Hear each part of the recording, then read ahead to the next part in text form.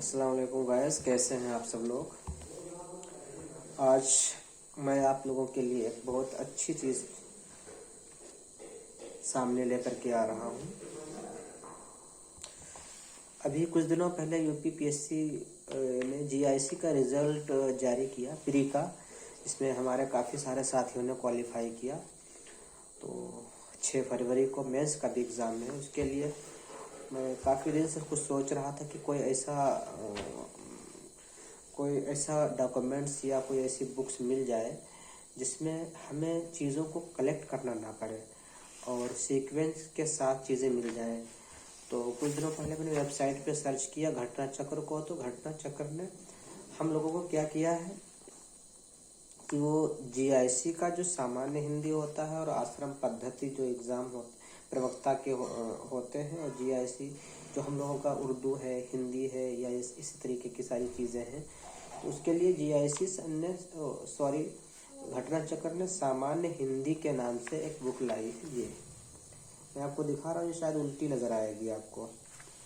GIC एवं आश्रम पद्धति प्रवक्ता मुख्य परीक्षा के लिए, मेंस एग्जाम्स के लिए जितने भी कंटेंट इन्होंने उठाए हैं, तो अनेकार्थी शब्द मतलब जिस अकॉर्डिंग टू सिलेबस सीक्वेंस अगर एक मरतबा इसको पढ़ लिया जाए तो ये बहुत अच्छे तरीके से आपको समझ में आ जाएंगी।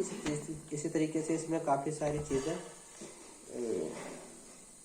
आपको मिल जाएंगी। ये मतलब मैं इसलिए बता रहा हूँ कि ये कम टाइम में आप एक दो बार पढ़ने से आप काम चला सकते हैं। वैसे हिंदी वगैरह तो आपका बैकग्राउंड अगर अच्छा है तो ज़्यादातर सवाल जो होते हैं वो हमारी जो अनकॉन्शियस मेमोरी में बैठे होते हैं उनसे सॉल्व होते हैं। लेकिन अगर आप इससे रिवाइज कर लेते हैं तो काफ़ी सारी चीज़ें फिर से माइंड में आ जाती है। इसी तरीके से निबंध संग्रह मेरे पास इससे पहले एक अरिहंत की थी, लेकिन वो बहुत हैवी है अरिहंत की।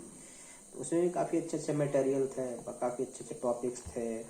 तो मैंने इसका भी ऑर्डर किया कुछ दिनों पहले, घटना चक्र का भी आ चुकी है। ये 2022 पीसीएस और जीआईसी और आश्रम पद्धति को सामने रख करके ही लिखी गई है। और इसके मैं आपको बता दूं कि क्या है, इन्होंने क्या दे रखा है। इन्होंने इतने टॉपिक: राष्ट्रीय व अंतर्राष्ट्रीय घटनाक्रम, सामाजिक क्षेत्र और राजनीतिक क्षेत्र, साहित्य और संस्कृति, आर्थिक क्षेत्र, कृषि, उद्योग एवं व्यापार, प्राकृतिक आपदाएं मतलब प्राकृतिक आपदाएं, भूस्खलन, भूकंप, बाढ़, सूखा, राष्ट्रीय विकास योजनाएं, नेशनल डेवलपमेंट प्रोजेक्ट परियोजनाएं, साइंस, इन्वायरमेंट और टेक्नोलॉजी, ये सब चीज़ें इन्होंने दिया है।